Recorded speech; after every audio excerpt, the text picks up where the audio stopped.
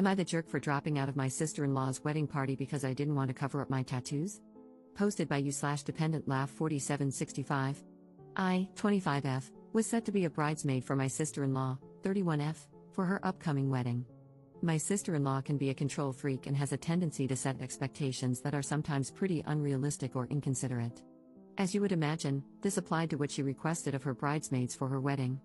I know people have differing opinions when it comes to bridesmaids' dresses, but I'm someone who believes that the bride should have the final say since it is her day, especially if the bridesmaids' dresses are being paid for.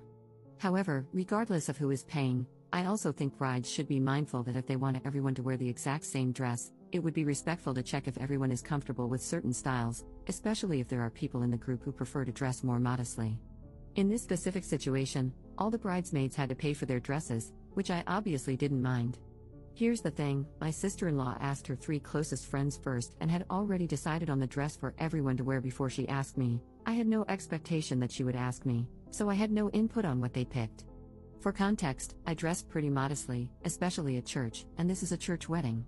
The dress they picked out was pushing my personal comfort level.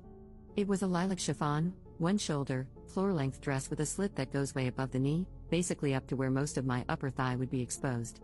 I didn't want to make a big deal about it because they had already decided, and since it's what my sister-in-law really wanted, I kept my concerns to myself. I low-key wish we had all decided together, especially since 3 more people, including myself, were asked to be bridesmaids after the initial decision. Even though the dress wasn't within my modesty standards, I still decided to go along with it because I didn't want drama and just wanted to make her happy. My plan was to change after the festivities during the reception, which a couple of other bridesmaids had also planned to do, and my sister-in-law didn't mind. I thought things were going to be okay until my sister-in-law told me last week that she didn't want my tattoos to be noticeable and wanted them covered because it would be inappropriate for the church and the pictures.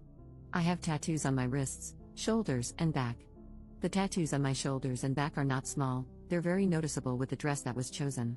She told me she'd been concerned about them showing because of the dress. Keep in mind, she knows about my tattoos, and the dress was still chosen knowing they would show. I was annoyed, but since I had already paid for the dress, I asked if I could wear a shawl. She said no because she didn't want me to stand out from the rest of the group, especially since I'm not the maid of honor. She then suggested a foundation product to cover my tattoos, which costs around $40 to $50. I'm not going to spend that much on a product I'll never use again, and there's a chance it could get on the dress and make a mess. I told her I didn't think it was fair to expect this when she already knew I had tattoos and still chose a dress that would leave them visible. If she had a problem with my tattoos, why pick something without sleeves or ask me to be a bridesmaid in the first place? She said I was being unfair and that it was her day, and all she was asking was for me to accommodate her because it wouldn't look good for a Catholic wedding. When she said that, I got mad. It's always the people who start with the religious guilt who don't even follow their faith and are quick to judge. My sister-in-law has done and continues to do things that wouldn't be considered acceptable for a practicing Catholic, but I've never judged her because I have a past too and still struggle. For her to say it wouldn't be appropriate for a Catholic wedding felt hypocritical and made me feel like I was somehow going to make the ceremony unholy just because of my tattoos.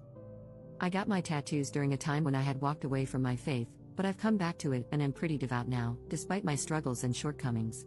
For her to accuse me of being unaccommodating was beyond me because she already knows how I dress now, especially in a church setting. I even cover my hair at church.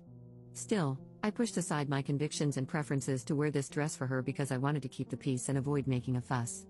When I told her all of this, she started making comments about how I was being selfish for not using the foundation. Then she proceeded to say the dress looks trashy on me anyway because of my body. I'm on the curvy side and, unfortunately, have a large chest, so certain styles emphasize my chest and make me look bigger. That's just how the dress fits me. I'm not trying to brag, in fact, I personally don't like it. That's why I'm mindful of how I dress, but it's not like I can control how this particular dress looks on me. This is also why I prefer to dress more modestly. I ended the conversation by telling her that if this was going to continue to be an issue, I didn't want to trouble her further and thought it would be best if she chose someone else as a bridesmaid. I feel bad for stepping down, but her wedding is still 5 months away, and I think it's better if I'm no longer part of the bridal party. Am I in the wrong here? Edit. Just to clarify something, in response to some comments that wasn't mentioned in this post earlier, this sister-in-law is my husband's sister. None of my brothers are married. Trust me, I would have responded to her a little differently if that were the case, but since she is my husband's blood, it's his job to put her in check, which he already did. I can totally make another post to share what happened in that conversation between the two of them, but I'm not sure if I want to because it's a lot to unpack. Thank you for the comments, they've definitely made me feel better about my decision instead of feeling bad. Update 2 days later. I was debating whether or not to post this, but since a decent number of you asked and wanted to know, I decided I might as well spill the tea for all of you equally chismoso people like myself.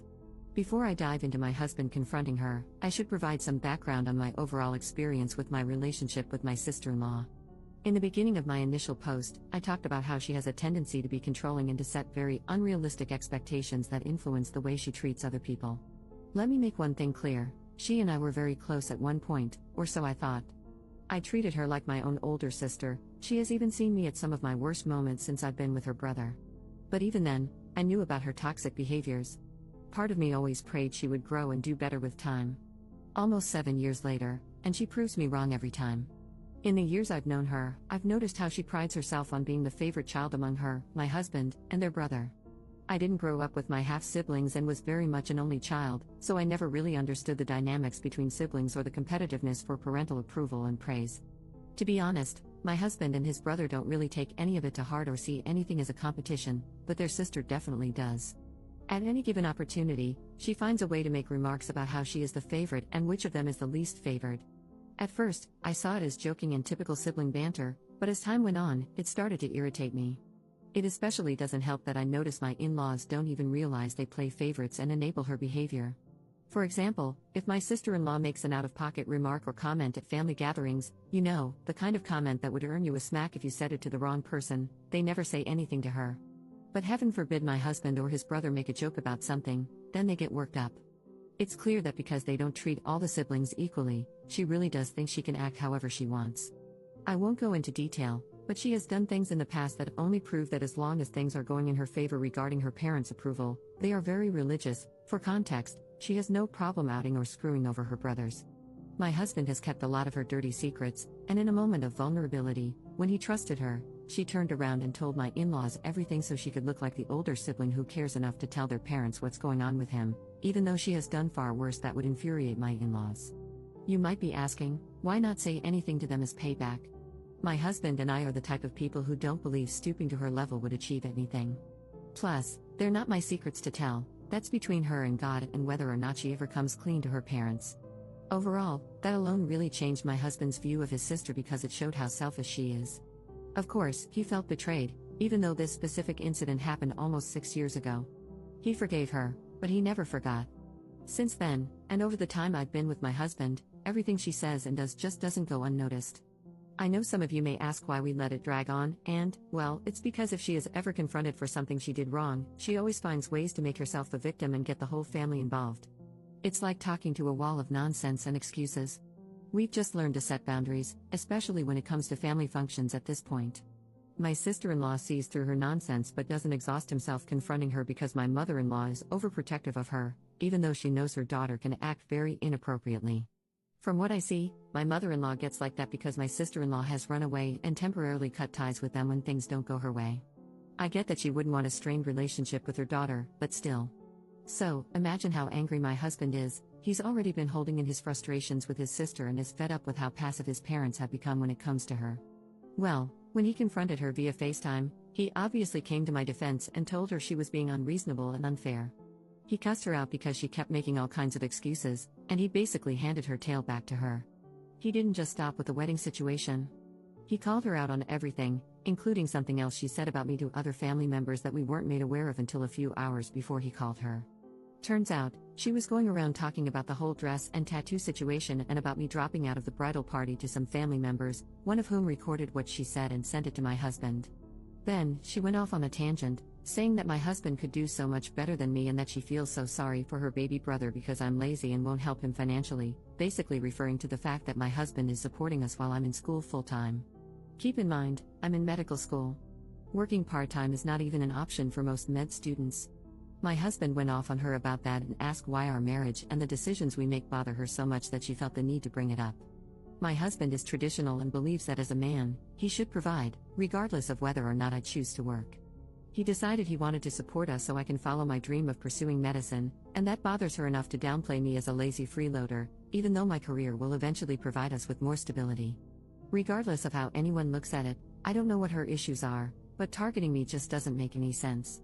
After 30 minutes of yelling and listening to her fake crying and non-apology excuses, my husband told her that since her wedding day is a family event, he'll still participate out of obligation and I will attend as a guest, but she should consider this the last time we will ever be involved in anything concerning her.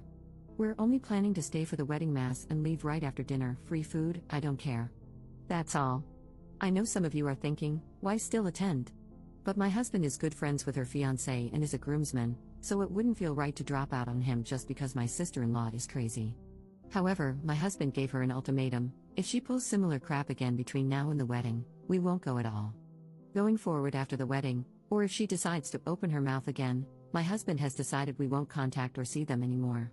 This will be easy since they'll be moving to a different state. I'm counting down the days, lol. If there's one thing I want to make clear at the end of this post, it's that I don't wish her any harm, nor do I hate her. I forgive her, however, for my mental and emotional health, I will not maintain a relationship with her of any kind going forward. I genuinely pray she grows, learns from all of this, and makes better choices if she has kids one day. I also hope she reflects on whether this toxicity was worth losing a relationship with her brother.